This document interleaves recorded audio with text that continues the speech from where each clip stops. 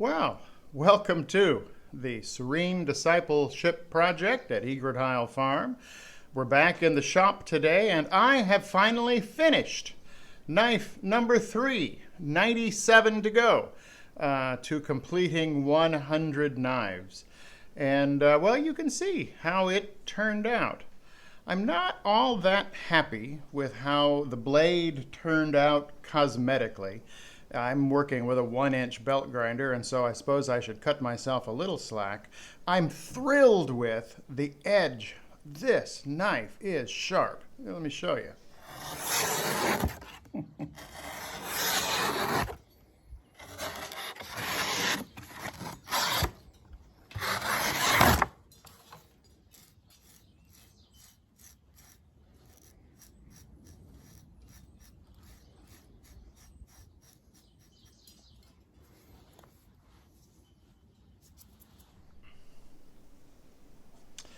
I really like how the mahogany scales, or the wooden parts, turned out. There's a lot of patterning and motion in it. I can live with how the brass bolsters turned out, especially the pin on this side. Blends right into the brass.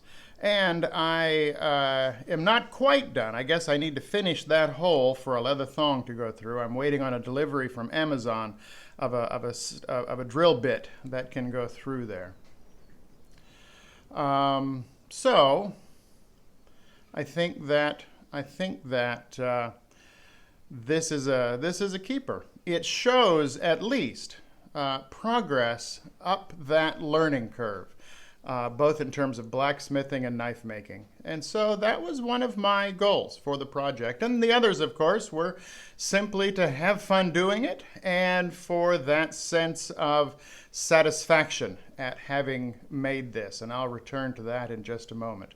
So this is finally a knife that I think I might want to carry around with me sometimes. And so it is going to need a sheath, something else I've never made. Though similar to other things I have made. So let's make a sheath.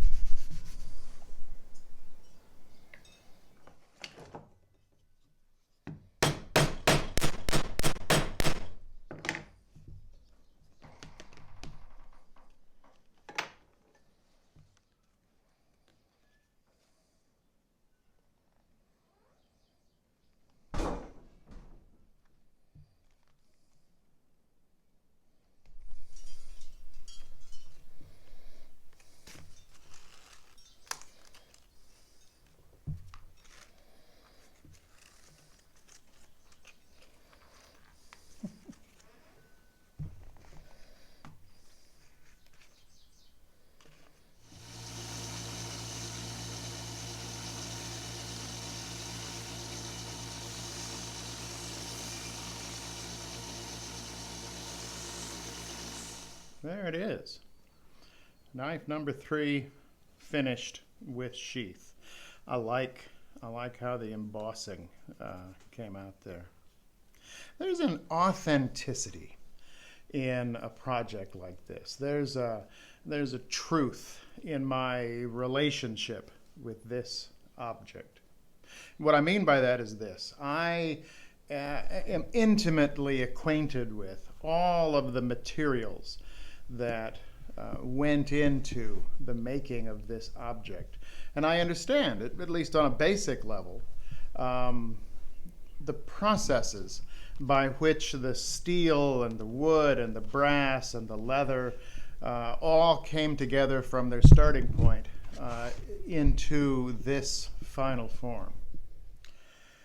Now, without retreating to a remote cabin off the grid in Idaho, it's unrealistic and and impractical for most of us to know all about where everything comes from that we use or consume. But it is helpful and constructive and maybe wholesome to begin to develop a closer relationship with some of the things that we use, that we consume, that we eat on a daily basis, to develop some of the basic skills in making some of the things that we need, even if it's not as polished as what we probably could have bought cheaper from the big box store.